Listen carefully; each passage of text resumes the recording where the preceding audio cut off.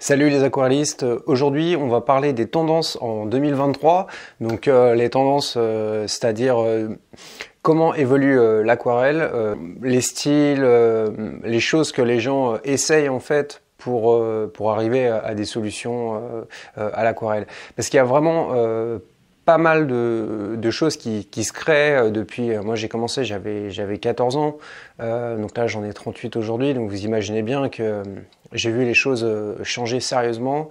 Les matériaux aujourd'hui à l'aquarelle sont exceptionnels, hein, c'est pas comme à l'époque de Rembrandt.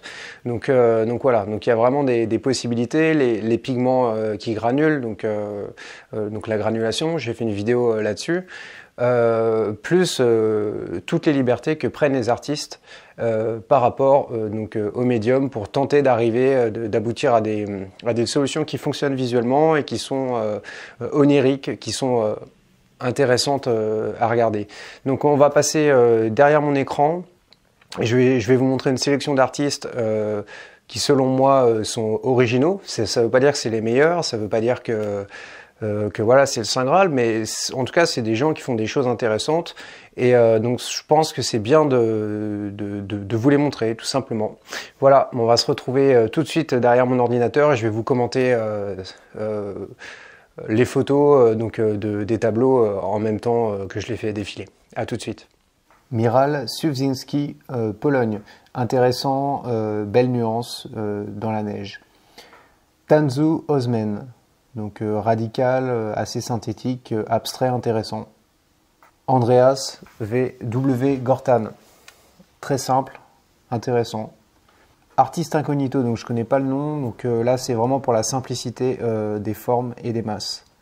Giulio Boscani, travail graphique, intéressant, fin.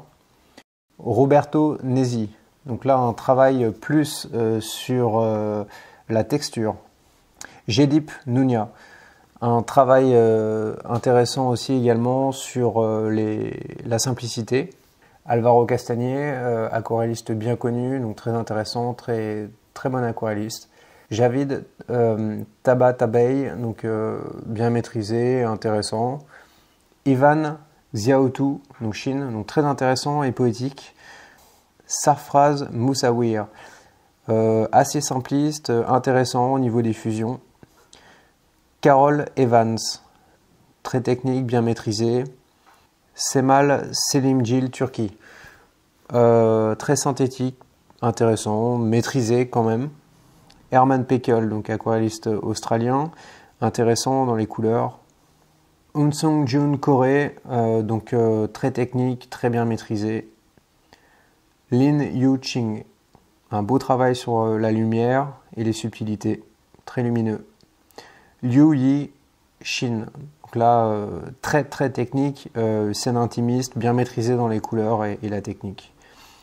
Manjit Chatrik, donc un exemple d'une aquarelle plutôt graphique, donc intéressante. Marc Folly, donc France, bon aquarelliste, bon travail sur les textures. Marcos Beccari, donc plutôt dans l'érotisme, intéressant, travail sur les lavis. Michal Soloviev, Canada. Assez intéressant, un compromis entre la technique et le lâcher-prise. Nadia Tognazo, intéressant par rapport à la technicité de l'emploi des pigments qui granulent. Steve Hanks, donc hyper réaliste, donc je l'ai pris pour cette spécificité dans cette sélection. Veneta Dosheva, donc très bon aquarelliste, reconnu pour ses compétences dans les techniques humides. Et enfin, mon préféré, Yushin Wang. Donc je ne sais pas si c'est une femme ou un homme, en tout cas c'est un travail qui est relativement parfait, tant d'un point de vue de la technique que du travail de couleur. Donc encore Yushin Wang, un autre tableau. Donc les ellipses sont pas vraiment bien faites au niveau de la perspective, mais ça passe très bien, c'est ce qu'on attend d'une aquarelle. Et enfin, un dernier tableau de Yushin Wang, donc Taïwan, artiste de Taïwan. Donc là, vraiment super, ce panier avec des fruits. Vraiment très bien équilibré, super. Voilà, j'espère que la vidéo vous a plu. Si vous voulez avoir une stratégie simple qui fonctionne à l'aquarelle, vous avez juste à télécharger le guide qui est dans la description. Le lien est dans la description. Vous aurez une formation donc offerte sur un paysage avec des reflets. C'est une stratégie qui fonctionne, que j'utilise moi-même. Entre autres, c'est une de mes stratégies principales pour l'aquarelle. Donc n'hésitez pas, vous pouvez la télécharger, c'est offert et je vous dis à une prochaine fois.